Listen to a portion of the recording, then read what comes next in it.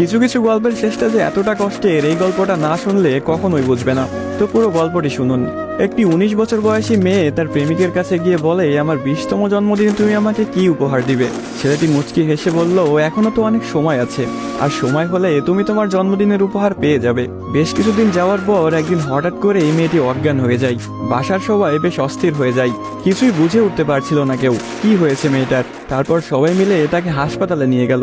হাসপাতালের ডাক্তার অনেক পরীক্ষা নিরীক্ষা করার পর তার পরিবারকে জানালো, সাদিয়ার হার্টে একটা ছিদ্র ধরা পড়েছে। এখন যদি খুব তাড়াতাড়ি হার্ট পরিবর্তন না করা হয়, তাহলে হয়তো সাদিয়াকে আর বাঁচানো সম্ভব হবে না। সবাই এই কথাটি শুনে কান্নায় ভেঙে পড়ল। সাদিয়ার মা বাবা কিছুতেই মেনে নিতে পারছিল না। সাদিয়ার প্রেমিক সাকিব তার বিষয়ে ডাক্তারের কাছ থেকে সবকিছু শুনে বলল, এ কিছুতেই হতে দিবে না সে। তারপর সাকিব মেয়েটির রুমে গেল, দেখলো তার ভালোবাসার মানুষটি বিছানায় শুয়ে আছে। সাকিবের কাছে যেতে এই মেয়েটি বলল, সাকিব, আমি মনে হয় আর বাঁচবো না। সাদিয়ার চোখের পানি মুছে দিয়ে সাকিব বলল, কে বলেছে তুমি বাঁচবে না? তুমি খুব শীঘ্রই ভালো হয়ে যাবে। মেয়েটি বলল, তুমি কি করে জানলে? ডাক্তার তো বলেছে আমার হার্টে একটা ছিদ্র ধরা পড়েছে, আর আমাকে বাঁচানো সম্ভব না। ধুর পাগলি, তোমার কিছুই হবে না, দেখো তুমি ভালো হয়ে যাবে। এভাবেই বেশ কিছুদিন যাওয়ার পর সাদিয়া সম্পূর্ণ সুস্থ হয়ে যায় এবং বাসায় ফিরে যায়। বাড়িতে ফিরে এসে সাকিবকে খুঁজতে থাকে, না পেয়ে সাকিবের বাড়ি চলে যায়। সাকিবের বাড়িতে কেউ নেই। অবশেষে সাকিবের ছোট বোনের দেখা পেল সাদিয়া। কিরে, তোমার ভাই কোথায়?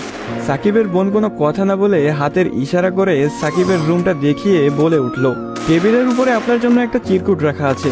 সাদিয়া কথাটি শুনে রুমে গিয়ে চিরকুট হাতে নিয়ে পড়তে শুরু করলো। প্রিয়তমা, আমি জানি যেদিন তুমি এই চিরকুটটি হাতে পাবে সেদিন তুমি সম্পূর্ণ সুস্থ হয়ে যাবে, সবকিছু ঠিক হয়ে যাবে আগের মতো, যেমনটা আমি তোমাকে বলেছিলাম। আমি বলেছিলাম না কিছু হবে না, দেখছো তাই হয়েছে। তুমি আমার কাছে 20তম জন্মদিনের উপহার চেয়েছিলে না? অনেক ভেবেছি, কিন্তু তোমাকে কি উপহার দিব ভেবে পাচ্ছিলাম না।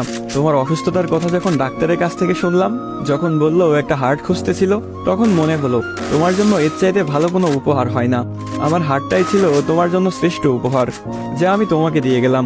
মন খারাপ করো না, আমি আকাশের ওই উপর থেকে তোমাকে সব সময় দেখবো।